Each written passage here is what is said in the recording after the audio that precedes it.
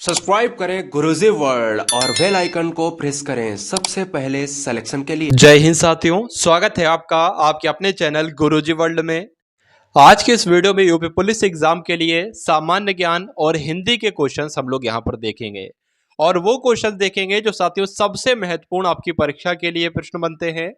तो आप सभी की परीक्षा में इस क्लास से कई सारे क्वेश्चंस देखने को मिलेंगे, इसलिए इस क्लास को आप लोग हल्के में ना लीजिएगा, अति महत्वपूर्ण है ये परीक्षा के लिए आपकी। तो पहला प्रश्न आपकी स्क्रीन पर आ चुका है। इस प्रश्न का आपको बताना है कि सही उत्तर क्या होगा कि अष्टप्रधान नामक मंत्री परिषद होती थी, यानी कि किसके शासन काल में साथियों होती थी, ये आपसे पूछी जा रही है। तो शिवाजी के शासन काल में होती थी। और कौन सा अगर बात करें कौन सा काल था, तो मराठा की अगर बात करें तो मराठा काल में या मराठा शासन में अष्टप्रधान होती थी। ठीक है, किसके दरबार में थी, तो शिवाजी के दरबार में थी। ये दोनों बातें आप लोग ध्यान रखेंगे। अब उसके बाद देखिए कि दिल्ली सल्तनत का सर्वाधिक विद्वान शासक जो खगोल शास्त्र, गणित एवं आयुर्विज्ञान सहित अनेक विज्ञानों में माहिर था, उसका नाम क्या था? इल्तुतमिश था, अलाउद्दीन खिलजी था, मोहम्मद बिन तुगलक था, सिकंदर लोदी था। देखिए बहुत ही विद्वान था कौन? मोहम्मद बिन तुगलक बहुत ही विद्वान था, लेकिन तब भी इसे साथियों रक्त पिपासु कहा जाता है। ठीक है, तो जो लोग भी यहाँ पर ऑप्शन नंबर सी के साथ है उन सभी का बिल्कुल करेक्ट आंसर हो जाता है। उसके बाद देखिए कि निम्नलिखित में से किसे हिंदी खड़ी बोली का जनक कहा जाता है? तो हिंदी खड़ी बोली का जनक साथियों किसे कहा जाता है? अगर आपका आंसर जा रहा है ऑप्शन नंबर ए के साथ तो बिल्कुल करेक्ट है। अगर अमीर खुसरो की बात करते हैं साथियों, तो अमीर खुसरो किसके दरबार में थे? अमीर खुसरो थे या आपके बलबन के दरबार में थे। अगर पूछा जाए ये किसके शिष्य थे, तो निजामुद्दीन औलिया के शिष्य थे। और निजामुद्दीन औलिया किसके शिष्य थे? तो बाबा फरीद के थे। आपसे प्रश्न जो बनता है वो ये प्रश्न बनता है कि अमीर खुसरो जो है उनको क्या कहा जाता है? कि हिंदी खड़ी बोली का जनक कहा जाता है। इनका जन्म कब हुआ था? तो 1253 में इनका जन्म हुआ था। ये जानकारी आपको ध्यान रखना है। उसके बाद देखिए अगले नंबर का प्रश्न। आप सभी लोगों से यहाँ पर रिक्वेस्ट है कि क्लास को एक बार लाइक कर देंगे और क्लास को एक बार आप सभी लोग शेयर कर देंगे। चलिए और बता देंगे इस प्रश्न का सही उत्तर क्या होगा कि वर्ष 1921 का जो मोपला विद्रोह हुआ था ये कहां पर हुआ था? तो मोपला विद्रोह, पहली बात आपको ध्यान रखना है कि मोपला विद्रोह कब हुआ था? 1921 में हुआ था। कहां पर हुआ था? तो ये मालाबार में हुआ था। ये बात आपको ध्यान रखना है। आंसर जिनका ऑप्शन नंबर सी के साथ है बिल्कुल करेक्ट है। अब उसके बाद देखिए कि भारतीय दुर्भिक्ष संहिता वर्ष 1883 का निर्माण किस आयोग के द्वारा किया गया है? बताइए किस आयोग के द्वारा किया गया था? तो प्रश्न आपसे परीक्षा में बनेगा। अगर प्रश्न का उत्तर की अगर बात करते हैं तो स्ट्रेची आयोग का नाम आपको ध्यान रखना है। क्यों नाम आयोग का ध्यान रखना है? क्योंकि भारतीय दुर्भिक्ष संहिता 1883 का निर्माण किसके द्वारा किया गया था? स्ट्रेची आयोग के द्वारा किया गया था। तो जो लोग भी यहाँ पर ऑप्शन नंबर सी के साथ हैं बिल्कुल सही है। उसके बाद देखिए कि किस यूरोपीय समुदाय ने भारत के साथ प्रथम व्यापारिक संबंध स्थापित किए थे? कौन सा यूरोपीय देश था, कौन सा यूरोपीय समुदाय था जिसने भारत के साथ व्यापारिक संबंध सबसे पहले स्थापित किए थे? तो आपको यहां पर ध्यान रखना है पुर्तगालियों का। ठीक है, पुर्तगालियों ने साथियों सबसे पहले भारत के साथ व्यापारिक संबंध स्थापित किए थे। तो जिनका भी आंसर यहां पर डी के साथ है बिल्कुल करेक्ट है। चलिए उसके बाद देखिए कि अपने पुत्र के स्थान पर दूसरे उत्तराधिकारी को गोद लेने के अधिकार को पुनः स्थापित किया। प्रश्न को अच्छे से समझिएगा कि अपने पुत्र के स्थान पर दूसरे उत्तराधिकारी को गोद लेने के अधिकार को पुनः स्थापित किया गया था। ठीक है, तो 1858 की जो साम्राज्ञी की घोषणा हुई थी उसने किया था। इसलिए आपका आंसर जो जाएगा वो ऑप्शन नंबर डी के साथ जाएगा। उसके बाद देखिए अगले नंबर का प्रश्न कि किसने कहा था यदि भगवान अस्पृश्यता को सहन करते तो मैं उन्हें कभी भगवान नहीं मानूंगा? अस्पृश्यता मतलब छुआछूत, इसको हम लोग कह सकते हैं। तो साथियों ये कथन किसका था? इंपॉर्टेंट कथन है, आप लोग ध्यान रखेंगे। बाल गंगाधर तिलक इस प्रश्न का बिल्कुल सही उत्तर हो जाएगा। किसका कथन था साथियों? बाल गंगाधर तिलक का यह कथन था। अब उसके बाद देखेंगे अगले नंबर का प्रश्न के निम्नलिखित में से कौन सी सही सुमेलित है, कौन सही सुमेलित नहीं है? इस प्रश्न का सही उत्तर साथियों आपको देना है। क्या होगा हो इसका राइट आंसर? देखिए बात करते हैं अगर यहां पर हम लोग हड़प्पा सभ्यता जो है, हड़प्पा स्थल जो है इसके उत्खननकर्ता कौन है? तो दयाराम साहनी है। लोथल स्थल के उत्खननकर्ता कौन है? तो एस आर राव हैं। सुरकोटड़ा की अगर बात करें या सुतकोटड़ा की बात करें तो जेपी जोशी है, लेकिन धौलावीरा के साथ ही उत्खननकर्ता बीके थापड़ नहीं है। कौन है? रविंद्र सिंह बिष्ट हैं, ये भी आप लोग ध्यान रखेंगे। तो जो लोग भी यहाँ पर ऑप्शन नंबर डी के बारे में सोच रहे थे कि उत्तर होगा, बिल्कुल करेक्ट आंसर है। अब उसके बाद देखिए कि किसने हितोपदेश का फारसी में अनुवाद किया था। तो हितोपदेश का साथियों फारसी में अनुवाद किसने किया था? ताजुली माली ने किया था, ये आपको ध्यान रखना है। चलिए अगला प्रश्न देखिए आप लोग और बताइए इसका राइट आंसर। यहां पर हितोपदेश की अगर बात करते हो तो इसके रचनाकार कौन थे, लेखक कौन थे? नारायण पंडित थे, ये भी आप लोग ध्यान रखेंगे। उसके बाद देखिए अगला प्रश्न जो है कि भारत में ऊर्जा उत्पादन में सर्वाधिक अंश किसका है? जो ऊर्जा का उत्पादन है इसमें सर्वाधिक अंश किसका है, ये आपसे पूछा जा रहा है, बताने की कोशिश कीजिए। अणु ऊर्जा का, जल ऊर्जा का, ऊष्मीय ऊर्जा का यानी कि थर्मल ऊर्जा का, या उपरोक्त तो तीनों के बराबर अंश है।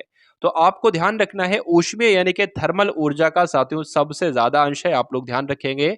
आंसर जिनका ऑप्शन नंबर सी के साथ है बिल्कुल करेक्ट है। उसके बाद देखिए कि भारत का सबसे बड़ा पेट्रो रसायन कारखाना किस राज्य में स्थित है, बताइए। तो साथियों कहां पर स्थित है? गुजरात में स्थित है, ये आपको ध्यान रखना है। क्या याद रखना है कि भारत का जो सबसे बड़ा पेट्रो रसायन कारखाना है ये कहां पर स्थित है साथियों? गुजरात में स्थित है, आप लोग ध्यान रखेंगे। अब उसके बाद देखिए अगला जो प्रश्न है कि निम्नलिखित में से कौन सा युग्म सुमेलित नहीं है? तो कौन सा युग्म साथियों सुमेलित नहीं है, ये आपसे पूछा जा रहा है, बताने की कोशिश करेंगे। देखिए यहां पर अगर बात करें गोवा की जो मुख्य भाषा है वो साथियों क्या है? कोंकणी है। उसके अलावा गोवा में मराठी भी बोली जाती है। मेघालय की जब बात करते हैं तो इसकी मुख्य भाषा क्या है? खासी है। गारो भी यहां बोली जाती है। नागालैंड की बात करें अंगामी है, अंगामी यहां पर बोली जाती है। और सिक्किम की जब बात करते हैं साथियों तो तिब्बती यहां पर नहीं बोली जाती है, क्योंकि साथियों सिक्किम में नेपाली बोली जाती है, भूरिया बोली जाती है और लिंबू बोली जाती है। ये तीन भाषाएं आप लोग ध्यान रखेंगे जो कि कहां पर बोली जाती हैं? सिक्किम में बोली जाती है। अब उसके बाद देखिए अगला जो प्रश्न आपकी स्क्रीन पर है, इस प्रश्न का आपको बताना है कि सही उत्तर क्या होगा। नाथुला दर्रा जिन देशों के बीच सीमा पार व्यापार के लिए पुनः खोला गया है वह भारत और बांग्लादेश है, या भारत और चीन है, या भारत और भूटान है, या भारत और नेपाल है, बताइए। तो साथियों यहां पर अगर बात करें आपको ध्यान रखना है, क्या ध्यान रखना है कि जो नाथुला दर्रा है ये जिन दो देशों के बीच सीमा पार व्यापार के लिए खोला गया है तो साथियों वो भारत है और वो चीन है। इसलिए राइट आंसर आपका जो होगा वो ऑप्शन नंबर बी के साथ जाएगा। अब उसके बाद देखिए अगले नंबर का प्रश्न आपकी स्क्रीन पर है। यहां पर आपसे पूछा जा रहा है कि भूमध्य रेखा, कर्क रेखा और मकर रेखा तीनों रेखाएं ये किस महाद्वीप से होकर गुजरती हैं? तो बहुत अच्छा प्रश्न है और कई बार परीक्षा में पूछा जा चुका है। अफ्रीका महाद्वीप निम्नलिखित में से कौन अब विश्व का दूसरा सबसे बड़ा पत्तन है? देखिए यहां पर ये जो मैंने प्रश्न लिया है साथियों ये प्रीवियस ईयर का लिया है, पिछली साल परीक्षा में आया था, पहले आ चुका है साथियों, कई बार आ चुका है। तो जब ये परीक्षा में पूछा गया था तो इसका उत्तर साथियों क्या था? शंघाई था। यानी कि विश्व का दूसरा सबसे बड़ा पत्तन क्या था? शंघाई था। लेकिन अब जो है शंघाई पत्तन की अगर बात करें तो ये विश्व का सबसे बड़ा पत्तन हो गया है, दूसरा नहीं बल्कि पहले नंबर पर ये आ गया है। तो अब आपसे जो पूछा जाएगा कि विश्व का सबसे बड़ा पत्तन कौन सा है तो शंघाई पत्तन आपको लगाना है। उसके बाद देखिए अगले नंबर का जो प्रश्न है कि विश्व का सबसे बड़ा विखंडन यार्ड जो है वो किस राज्य में स्थित है? तो विखंडन यार्ड की बात करते हैं जो विश्व का सबसे बड़ा है तो ये साथियों गुजरात में स्थित है। इसलिए आंसर जिनका भी ऑप्शन नंबर ए के साथ है बिल्कुल करेक्ट है। उसके बाद देखिए कि निम्नलिखित में से कौन एक सुमेलित है, बताइए। इसमें से एक साथियों सुमेलित है और उसका राइट आंसर आपको बताने। देखिए अगर बात करें यहां पर हम लोग आर्द्र शीत ऋतु, शुष्क ग्रीष्म ऋतु साथियों कहां पर चलती हैं? तो इटली में चलती हैं। इसलिए आंसर आपको ऑप्शन नंबर ए हो जाता है। यानी कि जो इटली की शीत ऋतु है साथियों कैसी है? आर्द्र शीत ऋतु और शुष्क ग्रीष्म ऋतु है। ये दोनों बातें आप लोग जो है वो साथियों याद रखेंगे। चलिए बाकी नीचे कोई सुमेलित नहीं। उसके बाद देखिए कि निम्नलिखित में से कौन एक सुमेलित है, यहां पर आपको बताना है कौन एक साथियों सुमेलित है, बताइए। क्या इस प्रश्न का बिल्कुल सही उत्तर हो सकता है? बताने की कोशिश करेंगे आप सभी लोग। चलिए सबसे पहले शहर आपके सामने लिखे, उसके बाद नदियां लिखी। देखिए यहां पर अगर बात करें हैम्बर्ग की बात करें तो ये जर्मनी का एक शहर है। तो जर्मनी का ये जो शहर है हैम्बर्ग जिसका नाम है ये तो एल्ब नदी के किनारे पर बसा है। तो ये साथियों सुमेलित हो जाएगा और सुमेलित होगा तो यही आपका राइट आंसर हो जाएगा। उसके अलावा अगर साथियों बात करते हैं बेलग्रेड की, ये बेलग्रेड की अगर बात करें तो योगोस्लाविया की ये राजधानी है। योगोस्लाविया की ये राजधानी है बेलग्रेड, और बेलग्रेड जो है ये डेन्यूब नदी के किनारे पर है। अगर कीव की बात करें तो कीव जो है ये नीपर नदी के किनारे पर है। और लाहौर जो है साथियों पाकिस्तान का एक शहर है, तो ये लाहौर की अगर बात करते हैं तो ये रावी नदी के किनारे पर स्थित है। ये जानकारी आपको ध्यान रखना है। उसके बाद देखिए कि निम्नलिखित में से किसने तिब्बत पठार के ऊपर ओजोन आभाम मंडल का पता लगाया था। तो ओजोन हेलो का या ओजोन आभाम मंडल का साथियों पता किसने लगाया था, ये आपसे पूछा जा रहा है। तो किसने लगाया था? केंट मूर ने लगाए थे, यानी कि GW केंट मूर ने लगाया था। ये बात आपको ध्यान रखना है। आंसर आपका जाएगा ऑप्शन नंबर सी के साथ। चलिए उसके बाद देखिए कि निम्नलिखित में से कौन एक वायु प्रदूषण की रोकथाम की एक यंत्रीय विधि नहीं है।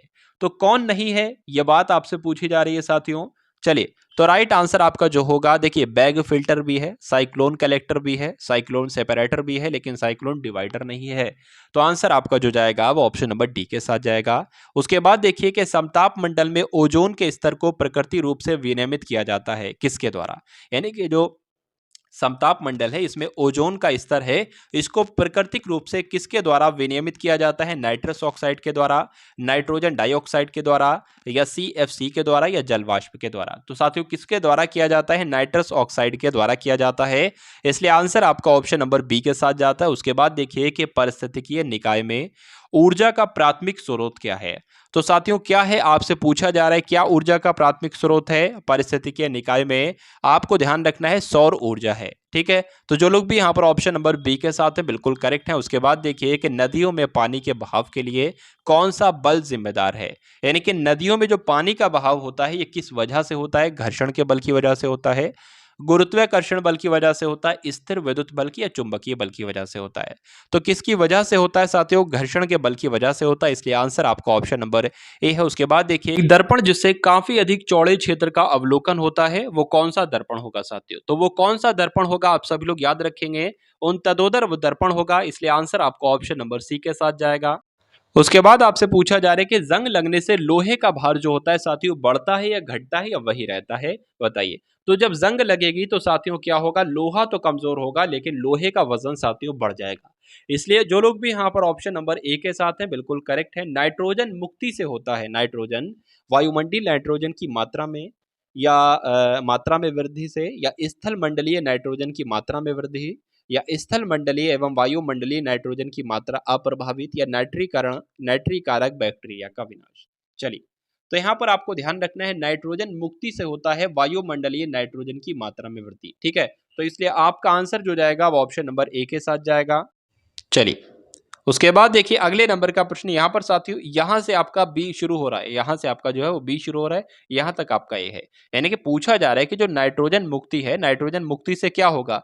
तो नाइट्रोजन मुक्ति से जो है वायुमंडलीय नाइट्रोजन की मात्रा में वृद्धि हो जाएगी नाइट्रोजन मुक्ति से। चलिए उसके बाद देखिए यहाँ पर आपसे पूछा जा रहा है AIDS निम्नलिखित में से किस रोग नाम का संक्षिप्त रूप है, बताइए। यानी कि इसकी फुल फॉर्म आपसे साथियों पूछी जा रही है, क्या इसकी फुल फॉर्म होगी? आप सभी लोगों को यहाँ पर ध्यान रखना है एक्वायर्ड इम्यून डेफिशिएंसी सिंड्रोम जो है वो इसकी फुल फॉर्म हो जाएगी, और यही आपके इस क्वेश्चन का बिल्कुल करेक्ट आंसर हो जाता है। उसके बाद देखिए अगले नंबर का जो प्रश्न है कि एक से अधिक उपसर्गों से बना शब्द है। अब आपके साथियों यहाँ पर कौन से प्रश्न शुरू हो चुके हैं? तो हिंदी के यहाँ पर आपके सामने प्रश्न शुरू हो चुके हैं। तो साथियों आप सभी लोगों ने अगर क्लास को लाइक न किया हो तो क्लास को लाइक कर देंगे, और इस वीडियो को आप सभी लोग जरूर शेयर कर देंगे, और बताने की कोशिश करेंगे इस क्वेश्चन का राइट आंसर आपका क्या होगा, कि कौन सा ऐसा विकल्प है जहां पर साथियों अधिक यानी कि एक से अधिक उपसर्ग है। देखिए जब हम इसका संधि विच्छेद करते हैं तो कैसे क्या बनता है, यहाँ पर अन बन जाएगा आपका, और नीचे आपका क्या बन जाएगा, हलंत लग जाएगा, बड़ा आ लग जाएगा, और उसके बाद यहाँ पर साथियों हार लग जाएगा। ठीक है, राइटिंग पर मत जाएगा। तो यहाँ पर एक से अधिक आपको उपसर्ग नजर आ रहे होंगे, तो कौन सा ऐसा शब्द है? ऑप्शन नंबर ए वाला ऐसा शब्द है अनाहार, जहां पर एक से अधिक उपसर्ग हैं। अब उसके बाद देखिए कि माता पिता लोहे के चने चबाकर बच्चों को पढ़ाते हैं। रेखांकित मुहावरे का अर्थ आपसे साथियों पूछा जा रहा है। यहाँ पर रेखांकित मुहावरे की अगर हम लोग साथियों बात करते हैं तो लोहे के चना चबाना चबाना ये क्या होता है? एक मुहावरा होता है, और इसका अर्थ क्या हो जाएगा? बहुत कठिनाई झेलना, इसको हम लोग कह सकते हैं। तो जिनका आंसर यहाँ पर ए है बिल्कुल करेक्ट है। वह जो जा रहा है चोर है, वाक्य में सर्वनाम का भेद आपसे साथियों पूछा जा रहा है। देखिए यहाँ पर साथियों किस सर्वनाम के भेद हुआ है? संबंध बता रहा है। ठीक, वह जो जा रहा है चोर है, संबंध बता रहा है, इसलिए संबंधवाचक सर्वनाम हो जाता है। अब उसके बाद देखिए अगले नंबर का प्रश्न है कि किसके प्रयोग से भाषा में सरलता सरसता, चमत्कार और प्रवाह उत्पन्न होता है। तो साथियों किसके प्रयोग से जो मुहावरे होते हैं, जो लोकोक्ति होती हैं, इनका अगर इस्तेमाल किया जाता है अपनी बातों में या किसी भाषा में, तो इसमें साथियों ये सारा कुछ उत्पन्न उत्पन्न होता है। प्रवाह है, चमत्कार है, सरलता है। चलिए उसके बाद देखिए यहाँ पर आपसे पूछा जा रहा है कि रास पंचाध्यायी के रचयिता कौन है। तो रास पंचाध्यायी के रचयिता साथियों कौन है? नंददास का नाम आपको ध्यान रखना है। ये रास पंचाध्यायी के लेखक हैं, रचयिता हैं, आपको ध्यान रखना है। उसके बाद देखिए अगले नंबर का प्रश्न जो कि आपके स्क्रीन पर है।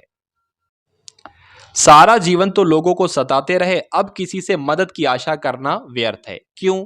क्योंकि बोए पेड़ बबूल का तो आम कहां से होए।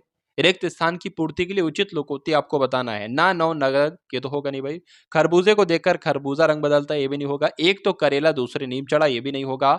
साथियों जो आंसर जाएगा वो ऑप्शन नंबर ए के साथ जाएगा। क्योंकि सारा जीवन तो लोगों को सताते रहे, अब किसी से मदद की आशा करना व्यर्थ है। क्यों? क्योंकि बोया पेड़ बबूल तो आम कहां से होए। पूछा जा रहा है कि हिंदी के प्रथम गद्यकार कौन है। तो हिंदी के प्रथम गद्यकार आपसे यहां पर पूछे जा रहे हैं कौन है। लल्लू लाल का नाम आपको ध्यान रखना है, ये हिंदी के प्रथम गद्यकार हैं। अब उसके बाद देखिए कि उधव का लेना न माधव का देना, ये एक लोकोक्ति है और इस लोकोक्ति का आपसे पूछा जा रहा है अर्थ क्या होगा। तो अपने काम से काम रखना या भक्ति भाव से दूर रहना, हिसाब साफ रखना या सबसे अलग रहना। अपने काम से काम रखना इस क्वेश्चन का बिल्कुल करेक्ट आंसर हो जाता है। उसके बाद देखिए कि इनमें से किस शब्द में बे उपसर्ग नहीं है, यानी कि किस किस शब्द में साथियों बे उपसर्ग है। ये अगर हम लोग बात करें तो बेचारा, बेचैन, बेईमान, लेकिन बेवकूफ की अगर बात करें, क्योंकि साथियों अगर बे इससे अलग हो जाएगा तो वकूफ का कोई वजूद नहीं रहेगा। तो इसलिए साथियों बे उपसर्ग किसमें नहीं है? ऑप्शन नंबर डी वाले में है। इसलिए राइट आंसर आपको ऑप्शन नंबर डी के साथ जाएगा। उसके बाद देखिए कि इस विकल्प के सभी शब्द परस्पर पर्यायवाची नहीं है। अगर बात करते हैं साथियों यहां पर अगर बात करें तो ये सारे तो मुझे पर्यायवाची लग रहे हैं, ये भी पर्यायवाची लग रहे हैं, ये भी पर्यायवाची लग रहे हैं, लेकिन बात करें तो गलत, शुचि, लुप्त, ये आपस में साथियों क्या नहीं है? ये आपस में पर्यायवाची नहीं है। तो इसलिए आपका राइट आंसर जो जाएगा वो ऑप्शन नंबर ए के साथ जाएगा। उसके बाद देखिए कौन सा शब्द देशज नहीं है। कौन सा शब्द साथियों जो है वो पूछा जा रहा है देशज नहीं है, बताइए। देखिए अगर बात करें अंटा जो है ये देशज शब्द है। उसके अलावा कलाई भी है, जूता भी, लेकिन चमचा की जब हम बात करते हैं तो ये तुर्की भाषा का शब्द हो जाएगा। जैसे कि कैंची है, चमचा है, ये सारे के सारे तुर्की भाषा के शब्द हैं। उसके बाद देखिए कि निम्नलिखित में से किस एक विकल्प में सभी पर्यायवाची शब्द हैं, बताइए। चलिए तो इस प्रश्न का आपका राइट आंसर क्या हो सकता है बताने की कोशिश करेंगे। इस क्वेश्चन का राइट आंसर आपका क्या होगा? अगर बात करें साथियों मुझे यहां पर जो नजर आ रहा है वो, अगर बात करें देखिए औषध वैध थोड़ी ना कहेंगे, ठीक है। अलौकिक, लोकोत्तर, पीयूष, ये भी नहीं होगा। जलाशय, सरोवर, पुष्कर, तड़ाग, ये आपके जो है एक दूसरे के पर्यायवाची हैं। यानी कि राइट आंसर आपका जो होगा वो ऑप्शन नंबर सी के साथ जाएगा। उसके बाद देखिए कि जहां किसी बात को प्रत्यक्ष न कहकर अप्रत्यक्ष रूप से कहते हैं वहां पर कौन सा अलंकार होता है। तो वहां पर साथियों कौन सा अलंकार होता है ये आपसे पूछा जा रहा है, बताने की कोशिश करेंगे। तो वहां पर साथियों अन्योक्ति अलंकार होता है। आंसर आपका ऑप्शन नंबर बी के साथ जाएगा। जिनका बी उत्तर है तो बिल्कुल करेक्ट है। उसके बाद देखिए भाई पूछा जा रहा है कि चाक शब्द का तत्सम क्या हो सकता है। चाक शब्द के जब साथियों हम यहाँ पर हम बात करते हैं कि तत्सम क्या होगा, तो चाक का तत्सम जो हो जाएगा वो क्या हो जाएगा साथियों? चक्र हो जाएगा। क्या हो जाएगा? चक्र हो जाएगा। चक्र क्या कहीं पर ऑप्शन में है? तो चक्र तो मुझे यहाँ पर ऑप्शन में नजर नहीं आ रहा है। अब उसके बाद देखेंगे अगले नंबर का प्रश्न है कि अनुशासनात्मक कार्यवाही की प्रक्रिया के फलस्वरूप पद से नीचे उतरने के लिए निम्नलिखित शब्दों में से कौन सा शब्द प्रयुक्त होता है, बताइए। अनुशासनात्मक कार्यवाही की प्रक्रिया के बाद पद से नीचे उतरना, ऊपर चढ़ना यहाँ पर नहीं कहा गया है, नीचे उतरने को क्या कहा है बताइए। चलिए तो नीचे उतरने का अगर पद का नीचे पद हो जाए तो क्या कहा जाएगा? पदान्वती कहा जाएगा, पदावनति कहा जाएगा। इसलिए आंसर आपका किसके साथ जाएगा? ऑप्शन नंबर डी के साथ जाएगा। अव्ययी बहु समास का उदाहरण इसमें से पूछा जा रहा है कौन सा। देखिए किसी भी शब्द के अगर शुरू में यथा आ जाए, भर आ जाए, प्रति आ जाए तो वहां पर अव्ययी बहु समास होगा, ये आपको ध्यान रखना है। अब उसके बाद देखिए अगला प्रश्न के कौन सी रचना कृष्ण काव्य से संबंधित है। कौन सी रचना कृष्ण काव्य से संबंधित है ये आपसे साथियों पूछा जा रहा है, बताने की कोशिश कीजिए, बताइए। देखिए बात करें यहाँ पर अगर हम लोग बात करें कनुप्रिया की, तो कनुप्रिया किसकी रचना है? आप सभी लोग पहली बात तो यहाँ पर ये ध्यान रखेंगे कि धर्मवीर भारती की रचना है कनुप्रिया। तो ये किससे संबंधित है? ये काव्य, कृष्ण काव्य से संबंधित है। इसलिए जिनका भी आंसर यहाँ पर ऑप्शन नंबर सी है तो बिल्कुल करेक्ट है। अब उसके बाद देखिए अगला प्रश्न जो है अंधेरी नगरी चौपट राजा ये एक लोकोक्ति है और इस लोकोक्ति का पूछा जा रहा है कि अर्थ क्या होगा। शहर में अंधेरा होने पर राजकाज चौपट हो जाता है। कुप्रशासन और अजागरूकता जनता, अशिक्षा का अंधकार राजकाज नष्ट कर देता है। या क्या लिखा हो भाई यहाँ पर, अर्थव्यवस्था के अंधेरे में राजा मनमानी करता है। बताइए। चलिए, तो बात करें अशिक्षा का अंधकार राजकाज नष्ट कर देता है, यह क्या हो जाएगा, अर्थ हो जाएगा। किस लोकोक्ति का अर्थ हो जाएगा, अंधेरी नगरी चौपट राजा इस लोकोक्ति का अर्थ हो जाएगा। उसके बाद देखिए गरिमा का विलोम आपसे पूछा जा रहा है, क्या होगा साथियों। गरिमा के जब हम विलोम की बात करते हैं तो गरिमा का विलोम जो होगा वो लघिमा होगा साथियों। क्या होगा, लघिमा होगा। जैसे कि गुरु का विलोम लघु होता है, उसी प्रकार गरिमा का विलोम लघिमा होता है। ये दोनों बातें आप लोग ध्यान रखेंगे। उसके बाद देखिए कि वर्णिक छंद जो है वो इनमें से कौन कौन से हैं। ये महत्वपूर्ण बात है कि वर्णिक छंद कौन कौन से हैं। तो घनाक्षरी जो है वो वर्णिक छंद है, उसके अलावा सवैया भी है और कवित्व भी है। लेकिन छप्पे की जब साथियों बात करते हैं तो छप्पे की साथियों जब हम बात करते हैं तो ये छप्पे जो है ये आपका वर्णिक छंद नहीं है, वर्णिक छंद नहीं है।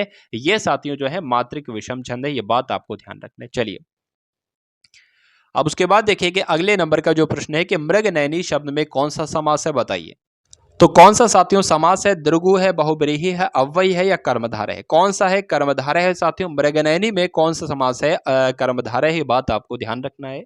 उसके बाद देखिए कि समूह के लिए सही पर्यायवाची शब्दों वाली पंक्ति को आपको चुनना है और बताना है कि राइट आंसर क्या होगा। चलिए, यानी कि समूह के इनमें से कौन कौन से पर्यायवाची वाला ऑप्शन बिल्कुल सही होगा। देखिए, दल है, दल भी कहते हैं समूह को, झुंड भी कह सकते हैं, लेकिन निकास नहीं कह सकते तो ये नहीं होगा। दल कह सकते हैं, झुंड कह सकते हैं, निकाय कह सकते हैं। तो ये तीनों साथियों समूह के पर्यायवाची हैं तो यही आपका राइट आंसर है। अब उसके बाद देखिए कि जिन अवयव से हर्ष, शोक, घृणा आदि भाव व्यंजित होते हैं, जिनका संबंध वाक्य के किसी पद से नहीं होता है, उन्हें क्या कहते हैं, संबंध बोधक कहते हैं, संबंध बोधक अव्यय कहते हैं, समुच्चय बोधक अव्यय कहते हैं, निपात या विस्मयादि बोधक अव्यय कहते हैं। तो उन्हें साथियों कौन सा अव्यय कहते हैं, विस्मयादि बोधक अव्यय कहते हैं। यह बात आपको ध्यान रखना है। तो जिनका भी आंसर यहां पर ऑप्शन नंबर डी के साथ जाएगा उसका बिल्कुल करेक्ट आंसर है। उसके बाद देखिए कि इनमें से एक वाक्य अशुद्ध है, तो अशुद्ध वाक्य का आपको क्या करना है भाई साहब, चयन करना है। बताइए। चलिए चलिए, देखिए यहां पर लिखा हो मैं आपके दर्शन करने आया है, तो मैं आपके दर्शन करने आया है, ये तो बिल्कुल सरासर गलत वाक्य लग रहा है। सही वाक्य क्या होना चाहिए, मैं आपके दर्शन करने आया हूं। तो अशुद्ध वाक्य कौन सा होगा, ऑप्शन नंबर ए वाला होगा, और होगा तो यही आपका राइट आंसर है। बाकी हमें चेक करने की जरूरत ही नहीं। अब उसके बाद देखिए, अभी मैंने आपको बताया था साथियों गरिमा का विलोम लघिमा होता है और गुरु का विलोम आपसे पूछा जा रहा है, क्या होता है बताइए भाई। चलिए, तो राइट आंसर आपका यहां पर क्या हो सकता है, गरिमा का जैसे कि लघिमा हो जाएगा, उसी प्रकार गुरु का क्या हो जाएगा, लघु हो जाएगा। चलिए, तो जो लोग भी यहां पर ऑप्शन नंबर सी के साथ हैं बिल्कुल करेक्ट आंसर है आपका भी, बहुत बढ़िया, वेरी गुड क्लास। अब उसके बाद दिए हुए शब्दों में भिन्न अर्थ वाला शब्द आपसे पूछा जा रहा है। देखिए, आत्मजा का मतलब होता है पुत्री, नंदिनी का मतलब भी होता है पुत्री, लेकिन भार्या का मतलब होता है पत्नी और कन्या का मतलब होता है पुत्री। तो आंसर आपका जो सबसे अलग होगा वो कौन सा होगा, ऑप्शन नंबर सी वाला होगा। घुमक्कड़ शास्त्र नामक एक ग्रंथ है और इस घुमक्कड़ शास्त्र नामक ग्रंथ के लेखक आपसे पूछे जा रहे हैं साथियों, कौन है। तो राहुल सांकृत्यायन का नाम आपको ध्यान रखना है। किसका नाम, राहुल सांकृत्यायन का नाम आपको ध्यान रखना है। एक घुमक्कड़ शास्त्र नामक ग्रंथ है, लेखक है, जिनका आंसर डी है, तो बिल्कुल करेक्ट है। उसके बाद देखिए कि मानसिक भाव छिपाना, इस वाक्यांश के लिए सार्थक शब्द आपसे पूछा जा रहा है, बताइए। मानसिक भाव छिपाना, इसको हम लोग असूया कहेंगे, अमर्ष कहेंगे, अवहितता कहेंगे या अक्षय धूर्त कहेंगे। तो क्या कहेंगे साथियों, अवहितता कहेंगे, इसलिए आंसर आपका ऑप्शन नंबर सी के साथ जाएगा। उसके बाद देखिए कि देवधन ईश यानी कि देवेश में संधि कौन सी है, यह आपसे पूछा जा रहा है, बताइए। देखिए, यहां पर सबसे पहले अगर बात करते हैं कि देवेश का संधि विच्छेद क्या होगा, तो आपके सामने लिखा है, जहां पर इस प्रकार की एक मात्रा आपको दिख जाए तो वहां पर गुण संधि होगा। वृद्धि संधि कब होगा, जब दो मात्राएं आपको दिख जाए। तो जो लोग भी यहां पर कुल मिला के ऑप्शन नंबर सी के साथ हैं तो बिल्कुल करेक्ट आंसर है। कृषाण का अर्थ आपसे पूछा जा रहा है, क्या होता है। तो कंजूस होता है, तरवारी होता है, क्षत्रिय होता है या किसान होता है। तो कृषाण का अर्थ साथियों क्या होता है, आप सभी लोग ध्यान रखेंगे, कृषाण का अर्थ होता है किसान। तो ये थे साथियों सामान्य ज्ञान और उसके अलावा हिंदी के महत्वपूर्ण प्रश्न। उम्मीद करता हूं क्लास आपको पसंद आई होगी। अगर पसंद आई है तो साथियों क्लास को लाइक करके शेयर करेंगे और चैनल को जरूर सब्सक्राइब करेंगे। तो मिलते हैं हम सभी लोग आने वाली वीडियो में। जय हिंद साथियों। सब्सक्राइब करें गुरुजी वर्ल्ड और बेल आइकन पहले